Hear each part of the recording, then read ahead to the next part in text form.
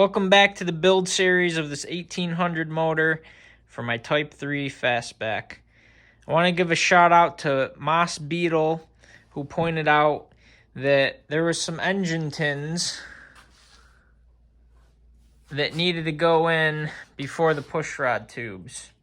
So we're taking a step backwards.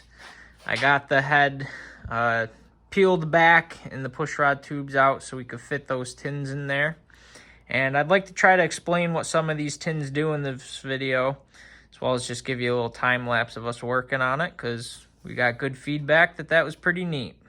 So thanks for tuning in, and we'll keep moving. Okay, the purpose of these, they're going to sit in here like this. We're going to have the motors upside down, but your fan shafts from the top only come to about here. They come halfway down the cylinder. And if you didn't have these, the air would come in this way, it would come around, and it would just escape right here on both sides. All this would have really no air blowing over it. So by putting these here, it keeps the flow of the air moving this way, and the air has to escape through this hole. That way more of the cylinder is actually getting air blown on it.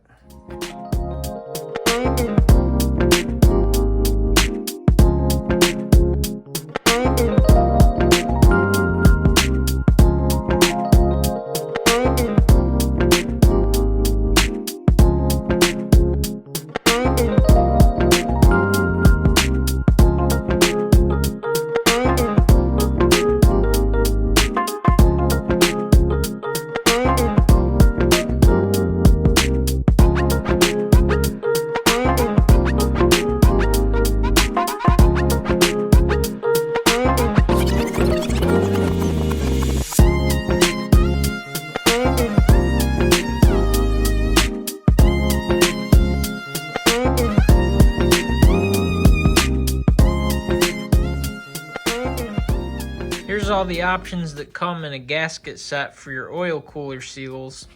You got to make sure you pick the right one for the right application. That's why it's important that you hold on to the old one and we can match it up. That hole is bigger. I'm going with this one right here. I'd say those two are the closest. Alright, I wanted to take some time to explain some of these tins and show you our progress here. So, took the pushrod tubes on and put these cooling tins on there that we had missed the first time around. We got our oil cooler on there, and then we got our main big cooling fin here, cooling tin, pardon me. And we noticed that it says number 1, number 2 cylinder. This is going to be a dual port engine. We got dual port heads on it. You can see that in here. But I wanted to show you the difference. This is a number 2 and number 1 cylinder for a single port. It's got a smaller hole. And then in addition, there's this cooling tin that takes place of this newer style cooling tin. So, you know, as Volkswagen refined their engineering for cooling these motors, things changed a little bit. And so what's going on in here is we'll take this guy and put it in like that, and then you create this little window, little rectangle window mates up to this rectangle window in the fan shroud.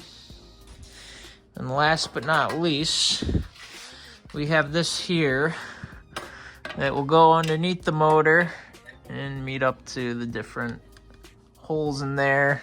And again, let's let it get back into focus, but create a new way to direct air and just tie all these tins together to cool your motor. Well, we didn't get the whole engine tin assembly put together. Just found some more information I wanted to share. This is out of an older book, the Climber book. Kind of falling apart here, but all this information's on the Samba as well. I found a pretty good thread on that. But I also like grabbing these books when I find them to get some information.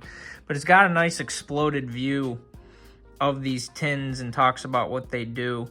I'm focused in on that one and that one there, 60 and 61, which says that their cover plates, inner and outer, they go here for when you have your manifold on, that it helps, you know, that's all open and air's escaping there, but it has holes in them for your spark plugs to go through, kind of like our single port covers here.